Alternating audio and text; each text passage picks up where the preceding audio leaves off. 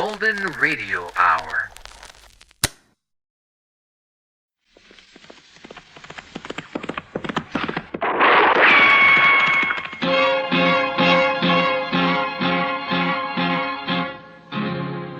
Gunsmoke, brought to you by Chesterfield, America's most popular two-way cigarette. What a pair.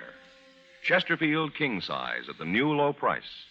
Chesterfield regular. Around Dodge City and in the territory on West, there's just one way to handle the killers and the spoilers, and that's with a U.S. Marshal and the smell of Gunsmoke.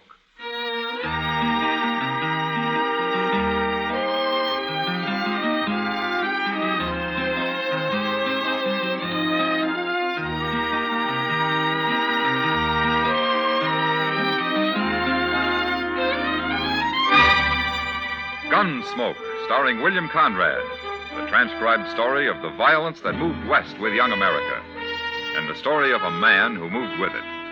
I'm that man, Matt Dillon, United States Marshal. The first man they look for and the last they want to meet.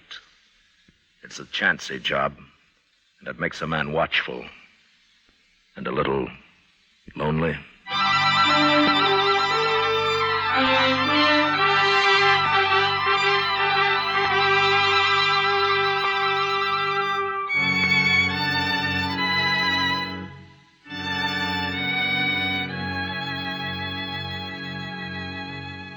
It was a hard 2-day ride back from Fort Wallace, or I'd gone on government business. And I was pretty saddle-weary when I reached Dodge late the second night. So I went straight to bed without seeing anybody. I'd been gone a couple of weeks, but I'd wired Chester a few days before when to expect me back. And he wasn't surprised when I walked into the office next morning. I figured you'd rode in last night sometime, Mr. Dillon, but I didn't want to bother you. Oh, bother me? Why? Was there trouble last night, Chester? Well, no, sir, but everybody was sort of expecting you. Oh. Where was you yesterday, anyway? I mean, where'd you ride from? Pawnee Creek. I camped at Rocky Bend up there. Oh, Rocky Bend's a good camp. I remember it. Oh, I meant to tell you, Mr. Dillon, they hung up a new sign at the Texas Trail across the street there. Come on over here at the window and you can see it. Well, I'll look later, Chester. I'd like to go through my mail now. Yes, sir. Well, now who's that? What? About 4 men just pulled up in a wagon right out in front there. They're getting down. Hey, they're heading this way. I don't believe I know any of them. Well, let them in anyway, huh, Chester? Oh, yes, sir. Come in, gentlemen, come in. Where's Marshal Dillon? He's just sitting right there at his desk, mister. Marshal? I'm Red Samples. Hello? These other men here work for me, except him. Huggins, come up here. This is Jim Huggins, Marshal. Huggins? Hello, Marshal. There's another man laying in the back of the wagon out there, Marshal. He's been shot. Did you say shot? That's what I said. Oh, then I better run upstairs and get Doc Adams. I'll be back, Mr. Dillon. Doc Adams ain't going to do him any good. No? That man's dead, Marshal. He's been dead since yesterday morning. Who is he? Lou Price. Lou Price? That's right. Same man you ran out of town about a month ago. You were pretty mad at him, the way I heard it. Yeah, I was. He tried to put a knife into me. Nobody saw him try. How do you know that? He told me. Lou Price was a sort of partner of mine, Marshal. Oh? Buying up cattle, Marshal, all over Kansas. Buying lots of them. I have me a big ranch when I'm through, up on Pawnee Creek. Well, that's fine.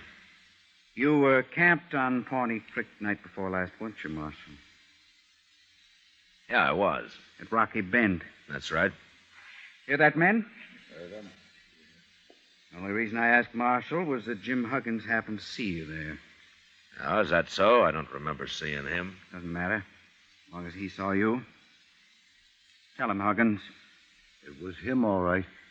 That's where Lou Price was shot, Marshal, at Rocky Bend. Poor Lou, he never had a chance. He wasn't even armed. Happened yesterday morning. I seen the whole thing. Huggins, Tell us who killed Lou. He did. What? You did, Marshal. You're the man I saw. You shot him.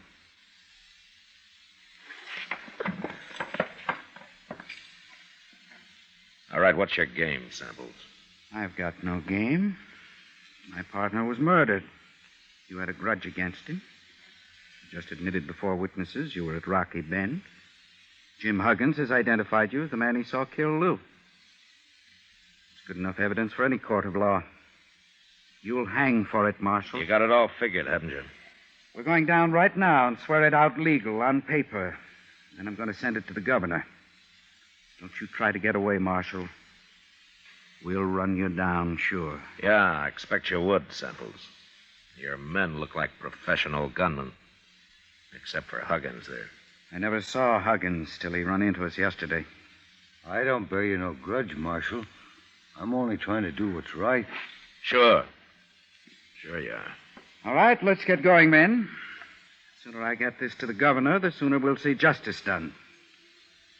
Remember what I said, Marshal. Don't you try to run.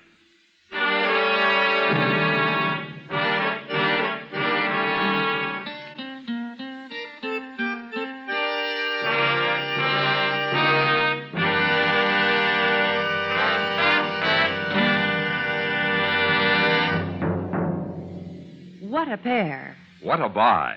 They're talking about king-size Chesterfield at the new low price. And Chesterfield Regular. They're the quality twins. Either way you like them, you get the same highest quality, the same low nicotine, the same wonderful taste and mildness, a refreshing smoke every time. Yes, the Chesterfield you smoke today is the best cigarette ever made. And it's America's most popular two-way cigarette. So buy a carton today. King-size Chesterfield at the new low price. Or Chesterfield Regular. What a pair they are. They satisfy millions. They're best for you.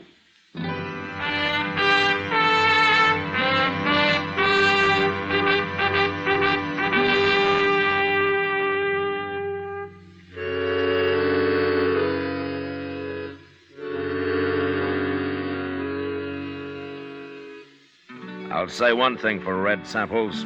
He had about as good a case against me as I'd ever heard of against any man.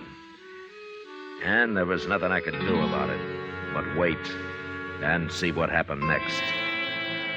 Meantime, he spread the word around Dodge, and people began looking at me like I was a white buffalo. I guess it wasn't often they had a U.S. Marshal walking around with a murder charge against him. But finally, one night, a couple of weeks later, something did happen. I was sitting with Kitty watching the crowd at the Texas Trail. I'll fetch you a drink, Matt.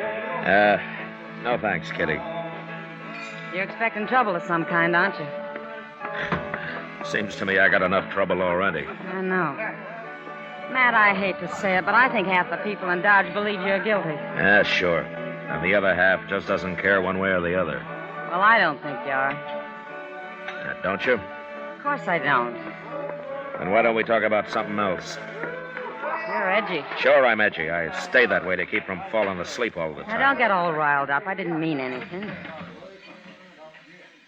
I'm sorry, Kitty. I guess this business is getting on my nerves after all. Well, I should think it would. Why don't you go and get good and drunk? Forget the whole thing that way. Kitty, if I ever got drunk, I could name you 10 men right here in Dodge who'd cut cards for the honor of shooting me down. Mr. Dillon? Oh, hello, Miss Kitty. Evening, Chester. Sit down. Thank you. I've been down to the telegraph office, Mr. Dillon. Oh, any news? Yes, sir, but you won't like it. Here it is, sir. A telegraph from Washington, D.C. How do you know I won't like it?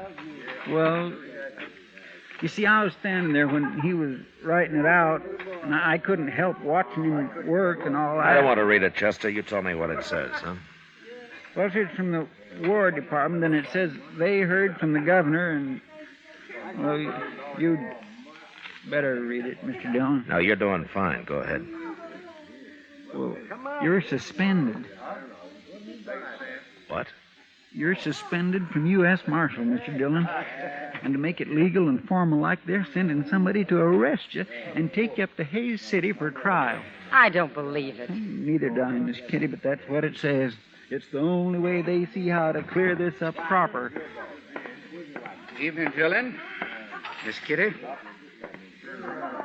Oh, I see Chester beat me back with the news. What?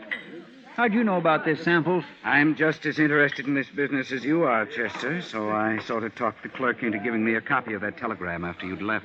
Well, you got no doubt It's right to go okay, snooping Chester. around. It doesn't matter. Dillon, Dodge is going to breathe a lot easier now that you're suspended. You won't be around as marshal. I'm still around, Samples. But you're not marshal anymore. You won't be around for long, anyway. Tell me something, Samples. Sure. With me out of office, are you going to be breathing easier, too? I'll tell you, Dillon. There are two reasons I'll be glad to see you hang. One is for murdering my partner. And the other? Well, I always heard you were too strict here, and I like to do a little gambling now and then. Oh? In fact, I'm thinking of running a few tables myself. I see. It's more fun without some hard-nosed lawman looking over your shoulder all the time. You understand? Yeah, I understand. Well, I'll see you at the trial. I hope I'm around when they come to arrest you, Dillon. You probably will be. So long. What's he talking about, Mr. Dillon? You're being too strict. Why, there's plenty of gambling going on in Dodge right now. Not his kind of gambling, Chester. What do you mean? Well, he told me he's buying up cattle and getting himself a big ranch. But he's probably going to finance it from his gambling. And that takes a lot of money. Sure, steady money. Oh. And I've always run crooked gamblers out of Dodge. Matt, what are you going to do? I don't know, Kitty. I'd sure like to have a talk with that witness of theirs, Jim Huggins. Well, why don't you? Well, I can't find him. I got him hid out someplace. Matt, is there something I can do? No, nothing, Kitty. Thanks anyway.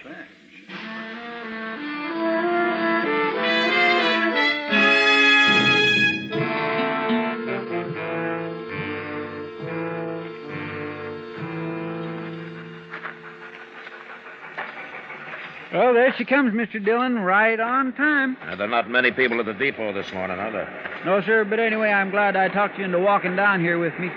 There is just nothing pleasures me more than watching a train come in. Well, at least it doesn't cost anything. My, I'd like to drive one of them. Wouldn't you, Mr. Dillon? No, they're too noisy for me, Chester. Hello, Marshal. Hello, John. Maybe if I talked to the Santa Fe people, they'd let me try it sometime, you think? Hey, wait a minute. What? Over there, just getting off, the man with the long hair. Well, I'll be... It's Wild Bill Hickok. It sure is. Hey, Bill! Hey, Bill!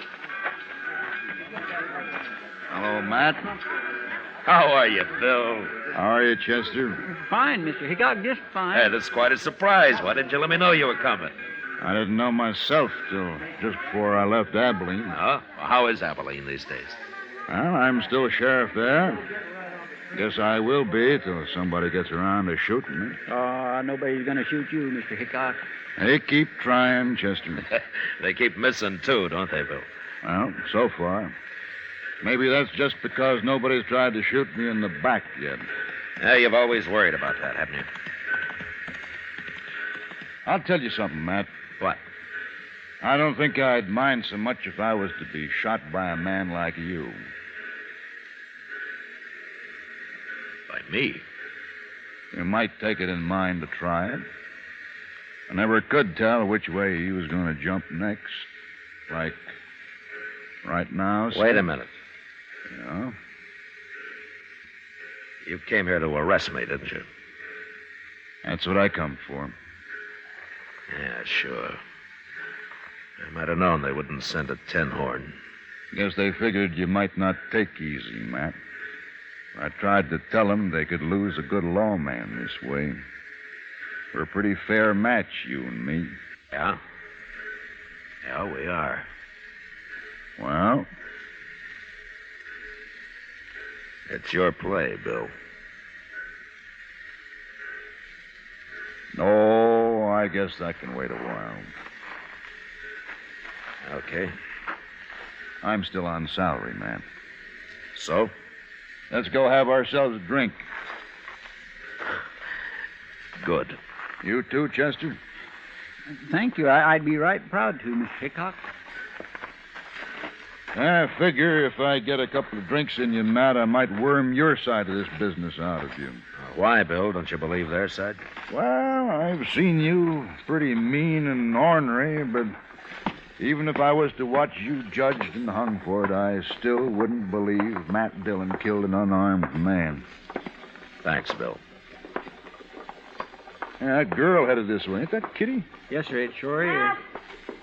Matt, I've been looking everywhere for you. Well, it's Bill Hickok. Hello, Kitty. How are you? Oh, I'm fine. What are you doing in Dodge? Well, I sort of come on business. You said you were looking for me, Kitty? Matt, I know where he is.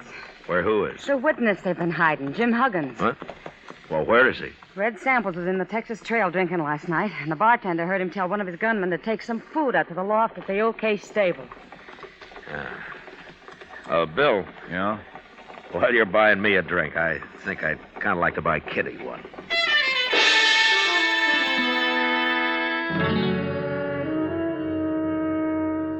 Later on, back at my office, I explained the situation to Bill Hickok, and we talked it over. And then we sat around the rest of the day talking about old times and people and horses and guns. And along about evening, we went up and laid out our plan to Doc Adams. As soon as it got dark, we went over to the OK stable and took Jim Huggins out of the loft and got him across the street and up to Doc's office before he was real sure what was happening. Put him on the couch there, gentlemen. We want him to be comfortable. What are you doing with me? Move, Huggins. Do what Doc says. That's it. Just over here. Yeah, that's fine, Huggins. Now then, you just relax. When's Chester going to get here? He'll be along, Bill. Bill, huh? Who are you? I never seen you before. Mister, you're going to see me double before the night's out. What? Hey, never mind, Huggins. You'll find out. Now then, now you tell me. Have you ever had any heart trouble? Heart trouble? Yes, you ever have dizzy spells, faint, and have to lie down suddenly, or anything like that? Well, a horse kicked me in the head once. Made me awful dizzy. I'm asking about your heart, not your brains. I don't want anybody to die here. The business is bad enough as it is. What are you going to do with me? What's this all about? Oh, over here, Chester. I got it. I got plenty. That's good. Just put them on the table here, Chester. Let's... 3 quarts? Well, this is a man we're working on, not an elephant, Chester. Well, I wanted to be sure there was enough, Doc. Open one up in Chester. There's a glass there. Yes, sir.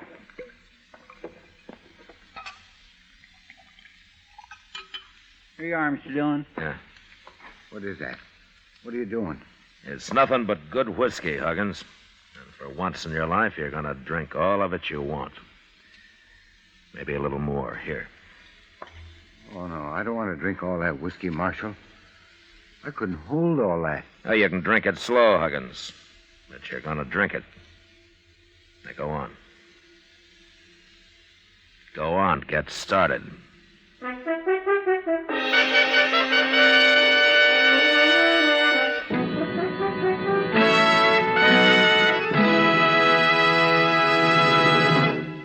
We will return for the last act of Gunsmoke in just a moment. They've got the taste and they've got mildest, millions all agree. They're low in nicotine and they're the highest quality. 30 years research went into this great cigarette. So here is all you say to get the finest smoking yet. Chesterfield's for me, Chesterfield's for me. You just say it's Chesterfield's for me.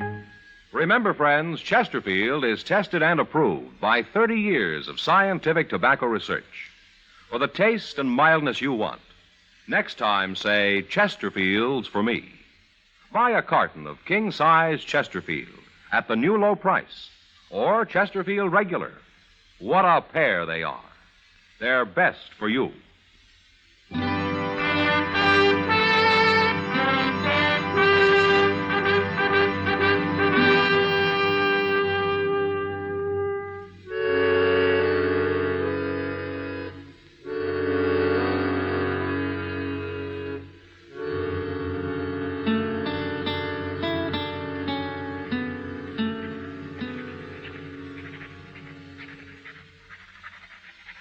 You sure you got it all, Bill? Just about, Matt.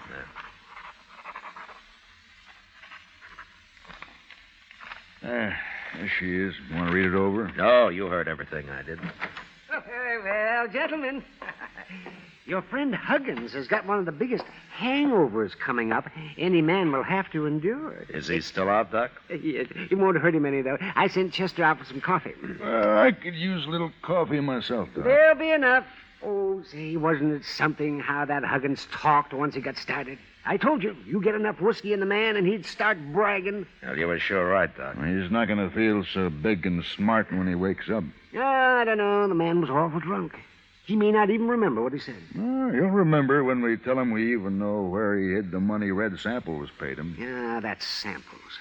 Imagine him shooting his own partner. Well, he's smart, Doc. You shoot your partner, you get his half, don't you? That's a fine way for a lawman to be talking. You mean an ex-lawman, don't you?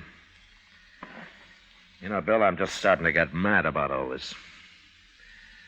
Come on, let's get going. Oh, Matt, you calm down a spell. We got to get Huggins to sign all I got wrote down here first. Doc, how long it'll be before he'll know what he's doing? Oh, maybe 5, 6 hours. Look, Bill, you do what you like, but I'm going after Samples before he finds out his witness is missing. It don't seem quite legal till we get Huggins' signature. Maybe not, but my arresting Samples isn't going to be quite legal anyway. I'll arrest him. No, you won't, Bill. He's mine. All right, Matt. But I'm coming along. Okay. But just stay out of it.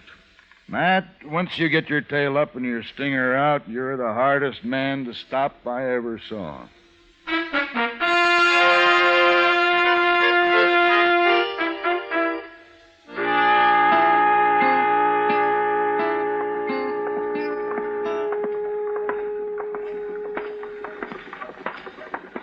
Matt, I've been thinking. Supposing we hadn't got Huggins to talk, what had you done then? You mean would I have fought you when you tried to arrest me? It's been on my mind, son. I wouldn't have fought you. Because we're a good match for each other? I'll fight any man alive if I think I'm in the right. Of course. I don't know you ever been afraid of anything. I've been afraid lots of times, Bill. And so have you. Well, maybe. I guess I've worked on the side of the law too long to go against it just because I'm the one that's caught. Well, here's the Olafraganza. They'll be in here.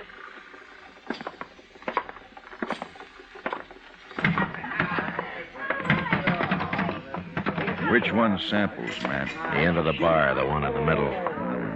The other two are his gunmen. Come on.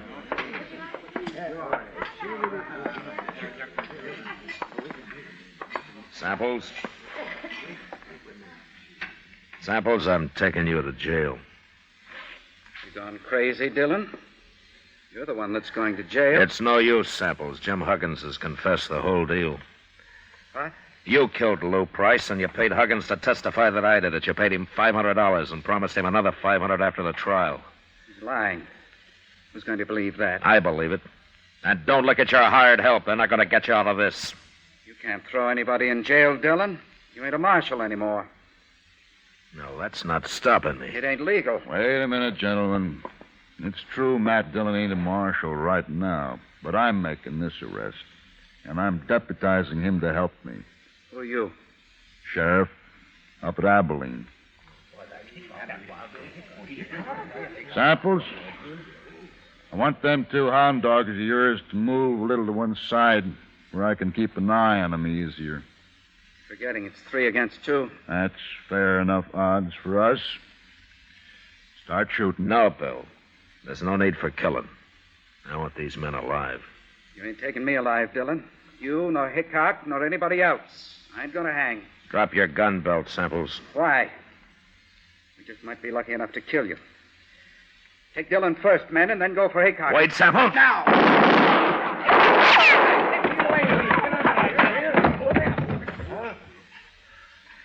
All right.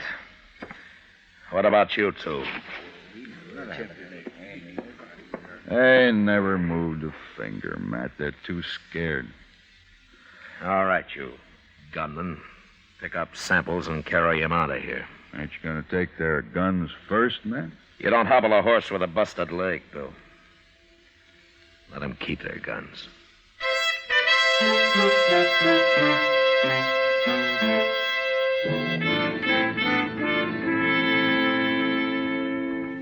Later, Hickok and I decided to run Jim Huggins and Samples' 2 gunmen out of town. And the way they took off, we figured they'd reach California before they stopped to breathe. The next day, Bill went back to Abilene and took Huggins' confession with him.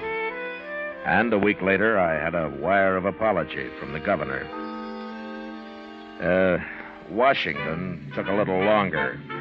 They just sent me my regular paycheck with the time of my suspension carefully deducted, which left me almost enough money to pay for the liquor I'd poured into Jim Huggins.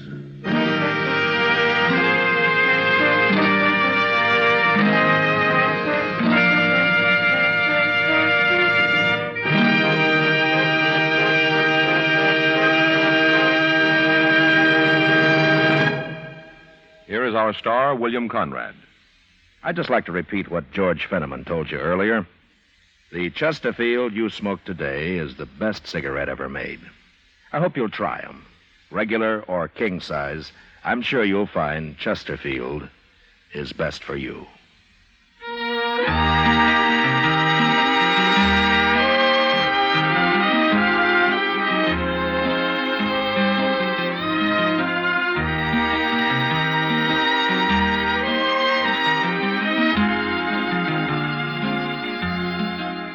Gunsmoke, produced and directed by Norman Macdonald, stars William Conrad as Matt Dillon, U.S. Marshal. Tonight's story was specially written for Gunsmoke by John Meston, with music composed and conducted by Rex Corey.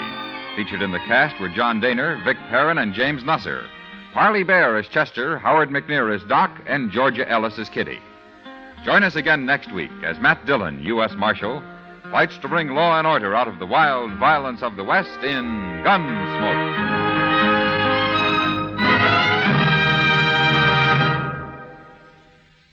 Filter tip smokers, this is it.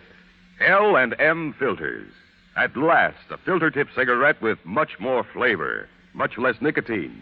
L&M's Miracle Tip contains alpha cellulose for effective filtration. It's the filter that counts, and L&M has the best. Yes, this is it. As Patricia Morrison puts it, L&M filters are just what the doctor ordered. Buy L&M Filters. The light and mild smoke.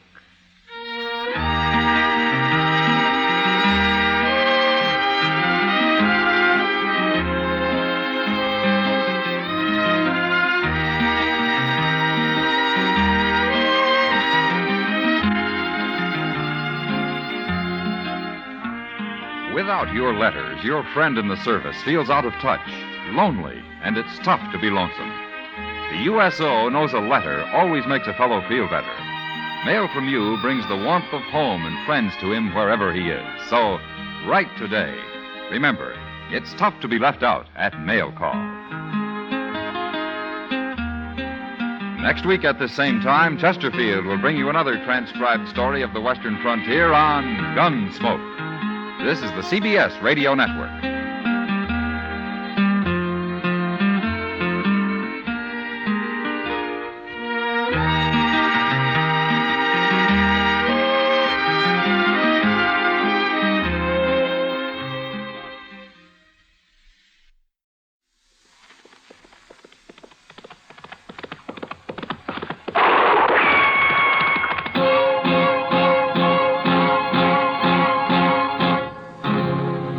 Gunsmoke, brought to you by Chesterfield, America's most popular two-way cigarette.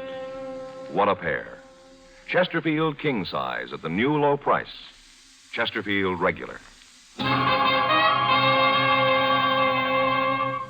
Around Dodge City and in the territory on West, there's just one way to handle the killers and the spoilers, and that's with a U.S. Marshal and the smell of gun smoke.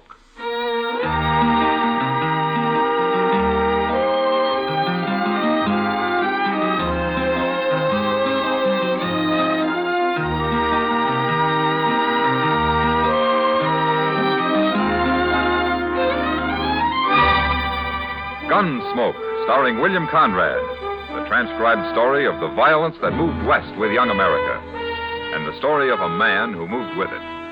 I'm that man, Matt Dillon, United States Marshal. The first man they look for and the last they want to meet. It's a chancy job, and it makes a man watchful and a little lonely.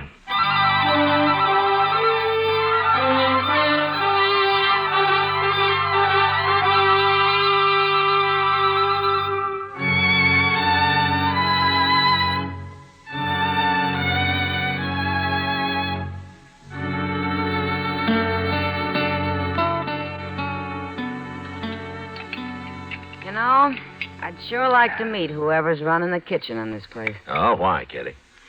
A cook that can make antelope stew taste like prairie dog ought to be something to see. Well, at least it's hot. No, it isn't. Well, mine is.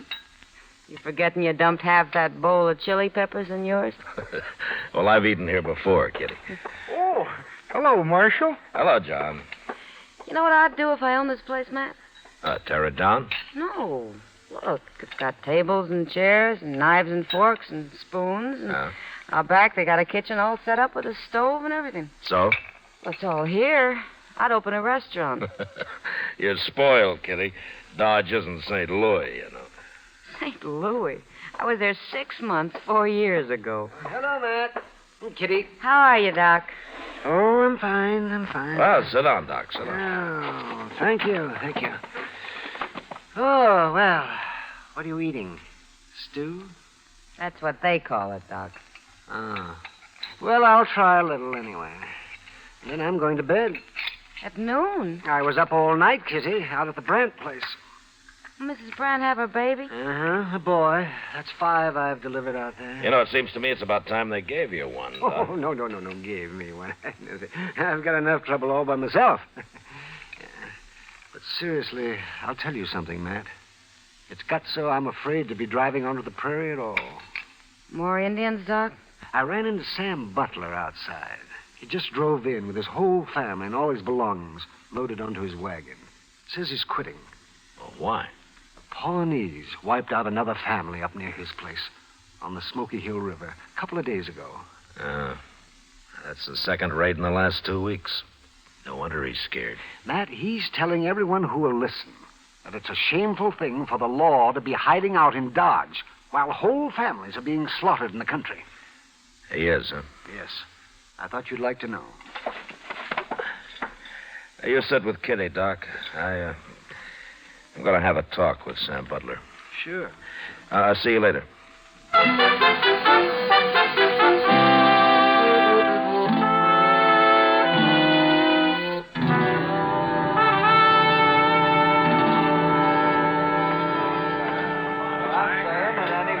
Stays out there and exposes his family to them murdering savages is plumb crazy. You can't fight a Pawnee war party all by yourself. And we sure ain't getting no help from the law around here. We can die and rot for all the law cares. Hello, Sam. Well, where you been hiding, Marshal? I hear the Pawnees made another raid up near you. If you call shooting and scalping a man and his wife and their 2 boys a raid, those men never had a chance to fight, far as I see. Men? Well, boys, but they were coming on 14 or 15, old enough to handle a rifle. But they got caught outside and never even made the house. I seen them lying there with my own eyes, Marshal. And if you'd seen them, you'd be doing something about it instead of sitting around here and dying. I'm not hired to fight Indians, Sam. That's the Army's job. And you ought to be out helping the Army. Every lawman in the country ought to. The Army doesn't need help. But there's something strange about those Pawnees. What's strange about them? They killed white men before. I'm sorry you're quitting, Sam. We need settlers out here. Not dead ones, you don't. No. No, not dead ones.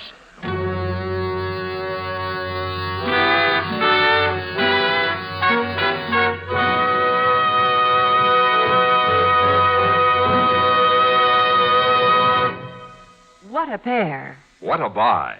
They're talking about king-size Chesterfield at the new low price. And Chesterfield Regular.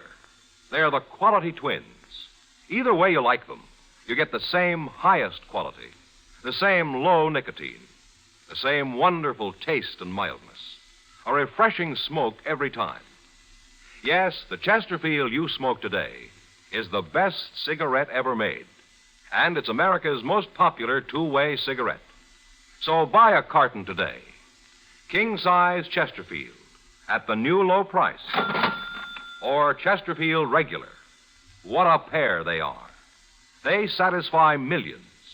They're best for you.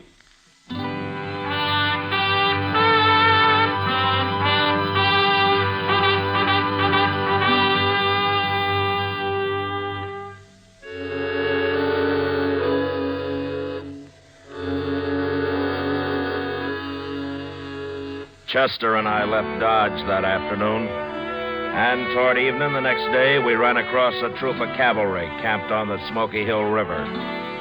It was commanded by an officer who was new to this part of the country, a Captain Starr. He was anxious to make a success of his first expedition, but so far he hadn't even seen an Indian. I decided to stay with him for a while, and I'm glad I did. The next afternoon, while we were on the march, his scouts reported another settler's cabin burned. The family killed. At my request, Captain Starr filed his troop out in patrols while he and Chester and I rode forward to the scene of the slaughter.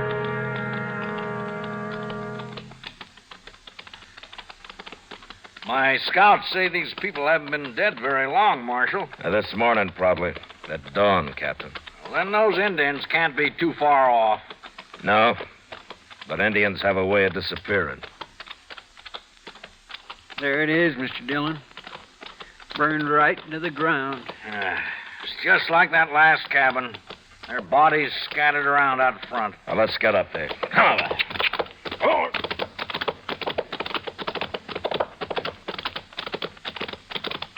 Ho, ho, ho.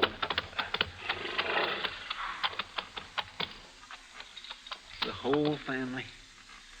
Man and his wife and their boy. Look over there. Against the water barrel. Oh, my. It's a little girl. It's a little girl.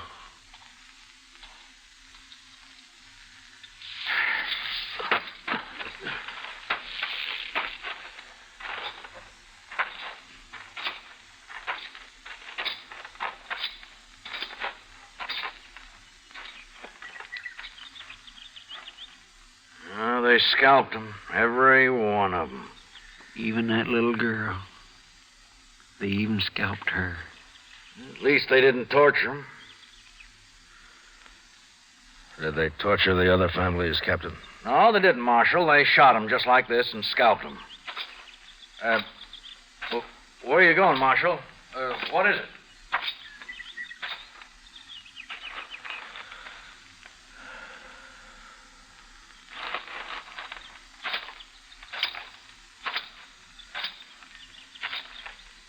Captain Starr, last night you told me this is your first tour of duty in Indian country.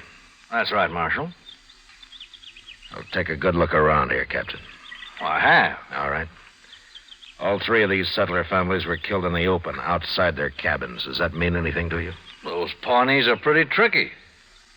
I guess they really surprised him. Yeah, they sure did. There are not many arrows around. If these people had had a chance to put up a fight, there'd be a lot of arrows. They were shot, Marshal, with rifles. Pawnees don't usually waste ammunition, Captain. There's a reason for it here, though. Well, what reason? Look at the ground. There are no tracks. Every sign of tracks have been dragged out with a blanket. Say, you're right. I hadn't noticed that. Well, there's another thing you haven't noticed, or maybe you didn't know about. Oh, what's that?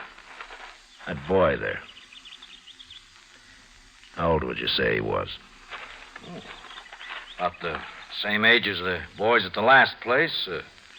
Maybe 12, 13.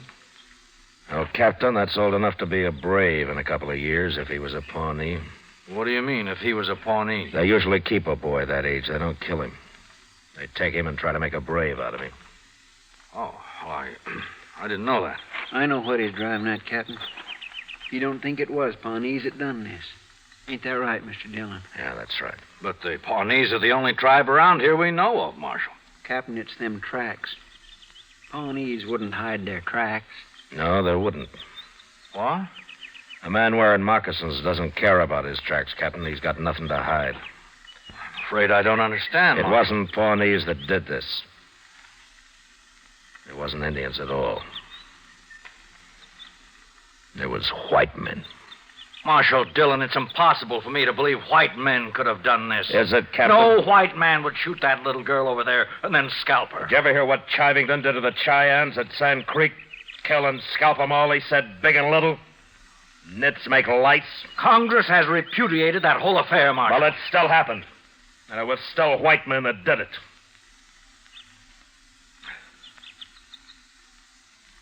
Oh. I suppose you're right. Yeah, I'm right. But why did they do it? Horses. You see that corral out there? This man must have had 6 or 7 head of horses.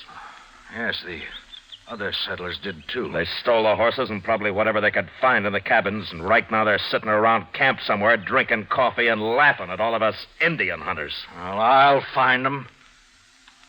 Now, it's a big country, Captain. I got a troop of cavalry out there, Marshal, over 100 men. All right, suppose you do find some riders with a bunch of horses. How are you going to know they're the men you're after? Well, these horses are branded, aren't they? With what brands? I don't know, but they must be registered somewhere. Maybe. But while you're out finding out all that, some other family's going to be slaughtered. There isn't time, Captain. I didn't realize how new I am at this game, Marshal. Oh, what would you suggest? Well, there used to be a corral about 5 miles upriver from here. If it's still standing, we'll bait it with a couple of dozen head of good cavalry horses. And then they'll come to us. Good idea. And I'll have my troop deployed and ready to move in. No, that wouldn't work. You can't hide 100 men, Captain. You'll have to keep your cavalry clear away from there. But how? Chester and I'll be there. We'll wait for him.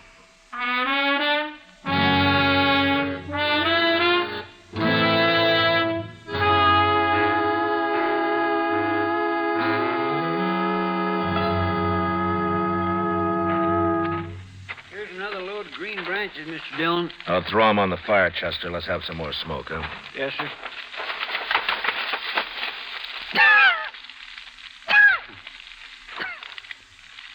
Well, stand back, Chester. Yes, sir. Well, they ought to see that if they're anywhere this side of the Rocky Mountains. They're sure to be scouting around, Mr. Dillon. They ain't stolen enough horses yet to leave the country. Besides, they're feeling mighty safe. They'll come. Mr. Dillon? Yeah? I've been thinking. Oh, what's bothering you? Well, sir, there's only 2 of us. And I'm wondering how many there are of them. You want to go back and find the cavalry? I feel a whole lot safer. Well, go on, then. Oh, You didn't answer my question, Mr. Dillon. How many do you think we're waiting for? Yeah, there's no way of telling, Chester. Well, if there's a whole passel of them, how in the world are we going to take them? I don't care how we take them. You're pretty mad, ain't you? Well, I can't get that little girl out of my mind. Yes, sir, I know. Now, look up. Here comes somebody. He's all alone. Just some cowboy, probably. Maybe. Yeah, sure it is. He's seen the smoke from our fire, and now he's wondering what that old corral's doing full of horses. And he might be scouting it for the others. Those men don't take many chances. Well, how are we going to find out? Well, maybe we won't till it's too late. Heat up some coffee for him, will you, Chester? Yes, sir. I think I'll have a cup of it, too, huh? All right, sir.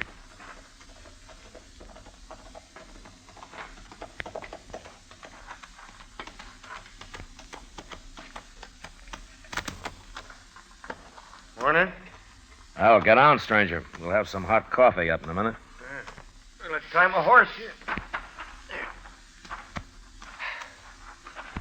Whew. Sure used some coffee. Had to make dry camp last night. Oh? Well, you couldn't have been very far away. Why didn't you ride on down to the river here? Tell you why, mister, I was lost. I rode till after dark, and I got lost. Well, your horse could have found it for you. Maybe my horse ain't smart as yours. No offense. Sit down. Chester's bringing the coffee now. I've been sitting all morning. Here you are, mister. Oh. We ain't got no sugar. You men are traveling pretty light, ain't you? What do you mean? Here's your coffee. Oh, thanks, Chester. I mean all them horses. Mighty big remote and no wagon. Not much grub I can see. We're driving those horses to Cheyenne. There's only 2 of us. We couldn't handle a wagon and the herd both. Only 2 of you, huh? Yeah, that's right. Well, mister, look, I'm drifting. Maybe you could use another hand. There may be. Where you from? Dakota Territory. Name of Lee Stapp. I sure would like to see Cheyenne. I ain't never been there. Or why don't you ride up there alone? It'd be chasing a herd of horses all the way. Well, I'm broke, mister. Wouldn't have much of a party in Cheyenne broke, would I? No, I don't guess you would. I'm a good hand. I work cheap. How about it? You're a good hand, huh? Of course I am. Did you take a look at those horses we got? Yeah, I sure did. I ain't never seen none better. Well, they're good horses, and we take good care of them. Well, okay. What's that got to do with hiring me? Mister, I wouldn't hire you to herd sheep. What? You said you made dry camp last night. How come you tie your horse up without watering him while you stand here slopping up coffee? Well, it's my horse, ain't it? Sure. How's the coffee? Coffee? Is it any good? Well, yeah, sure it is. Well, then have some more of it. Hey, what's that?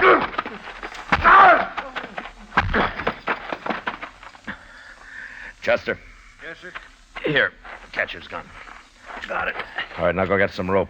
We'll tie him up while he's still out. Yeah, but Mr. Dillon, you sure he ain't just a cowboy like he said? I was pretty sure, Chester, but this made me real sure. It was sticking out of his pocket. Oh, my. I'll get the rope, and we ought to hang him with it.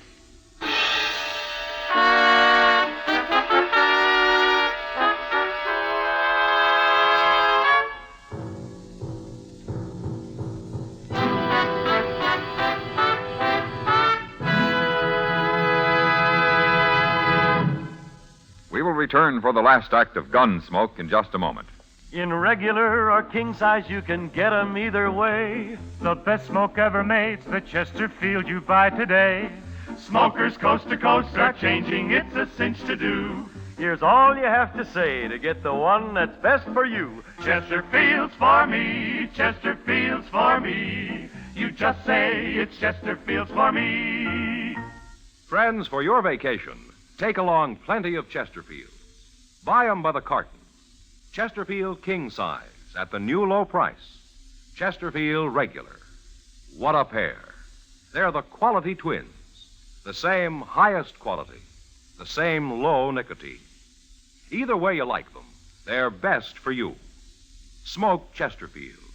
It's America's most popular two-way cigarette.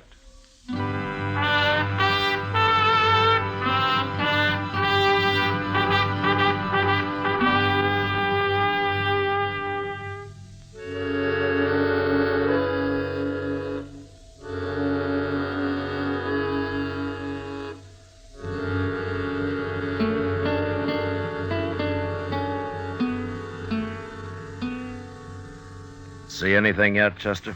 Yes, sir. There's some dust about a mile away, Mr. Dillon. Is it moving? Right this way. I'd guess maybe a half dozen riders. Your friends don't take many chances, do they, Step? They ain't friends of mine. Well, I'll tell them that when they get here. You better turn me loose, or else you ain't gonna tell nobody nothing. You mean they won't like it, you're being all tied up that way? You ain't got a chance, Marshal. By golly, he's about right, Mr. Dillon. How are we going to fight 6 men? You know, I've been thinking, Chester, we could use Stapp here as a hostage. No, Marshal, don't do that. I don't aim to, Stapp. They wouldn't care whether you die or not. Men like you don't have that kind of friends. But we can't stand up to 6 men, Mr. Dillon. We wouldn't have a chance. No, we wouldn't, Chester. I'm going to do something I never did before in my life. What? You'll see. But first, get a bandana and fix Stapp up so he can't talk. That won't do you no good. Shut up. And get on your feet. Here's a bandana. Here, I'll do it. All right, on your feet. Stay on your... Now, turn around.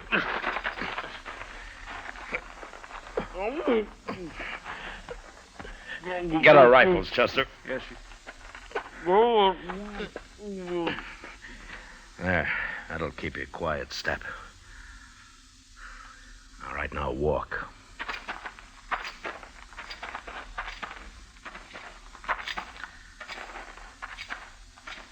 Here's yours, Mr. Dillon. Oh, thanks. You get on behind that log over there, Chester. Yes, sir. I'll keep Stapp here with me. All right, lie down, Stapp. And if you make any noise, I'll split your skull. Now, go on. Lie down.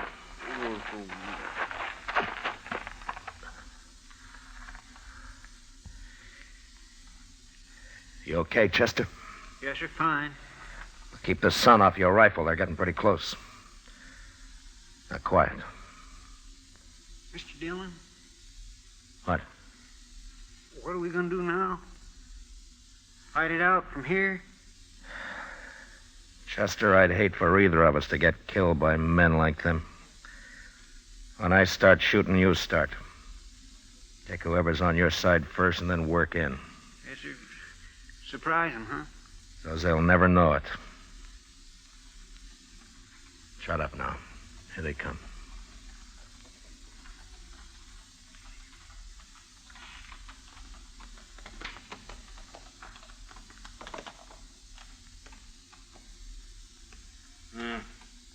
They must be over the river.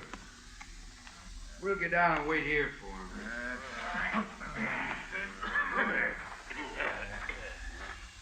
Maybe Stapp's done killed them already. We didn't hear no shooting, did we? I don't like this, Jake. Stapp should have been back a long time ago. Stapp knows what he's doing. Them sure fine horses, ain't they? Now, Chester!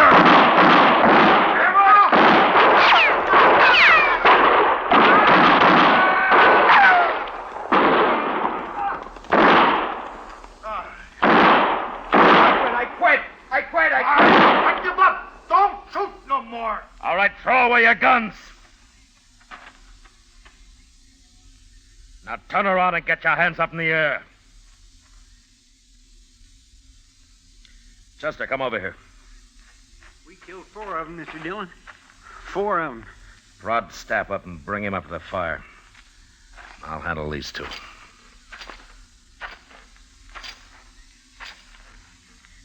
Well, you 2 stopped just in time.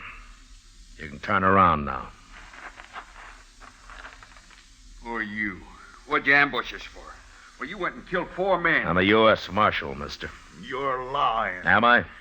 What kind of marshal would ambush a bunch of men like that? My kind.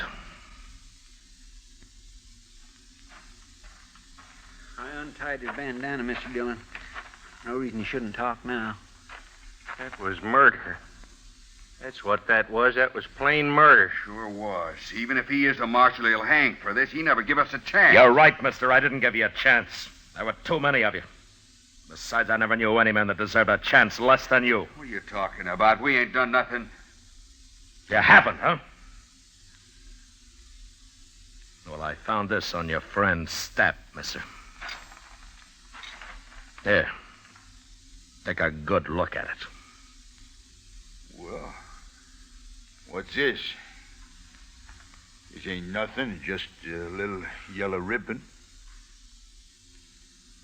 I burned the rest of it. You blasted fool, Stapp. I didn't get nothing else. It was just kind of a souvenir. I told you to get rid of everything. Stapp, I'm sorry you came in alone. I wish you'd been with the others. But I'll see you hanged. All 3 of you. And it's that little girl's yellow hair ribbon that's gonna hang you.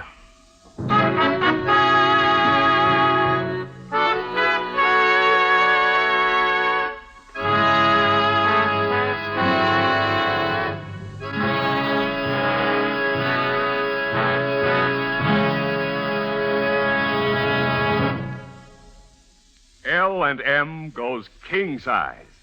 Yes, L&M goes king size. Now, L&M is king size as well as regular. Both have the same low price. Both have the miracle tip for the effective filtration you need. Yes, it's the filter that counts, and L&M has the best. You get much more flavor, much less nicotine, a light and mild smoke. Yes, this is it. L&M filters, just what the doctor ordered.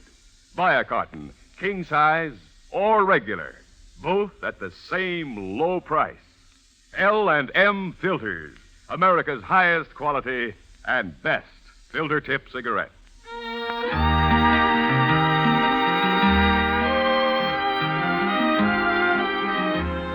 Gunsmoke, produced and directed by Norman McDonald, stars William Conrad as Matt Dillon, U.S. Marshal. Tonight's story was specially written for Gunsmoke by John Meston, with music composed and conducted by Rex Corey. Featured in the cast were Lawrence Dobkin, Joseph Kearns, and Harry Bartell. Harley Bear is Chester, Howard McNear is Doc, and Georgia Ellis is Kitty. Join us again next week as Matt Dillon, U.S. Marshal, fights to bring law and order out of the wild violence of the West in Gunsmoke.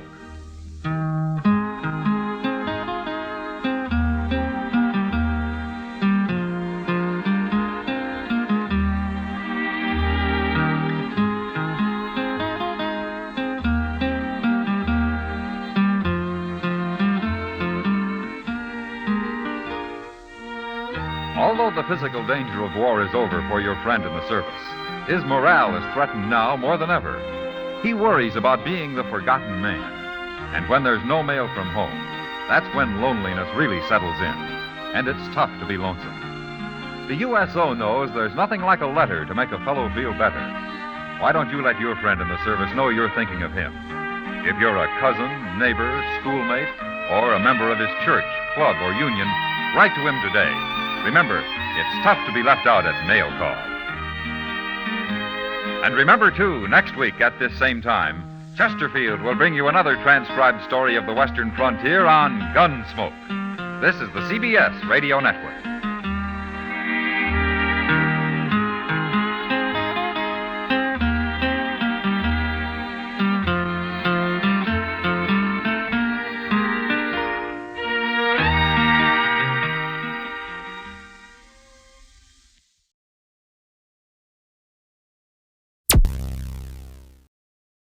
Thank you for listening.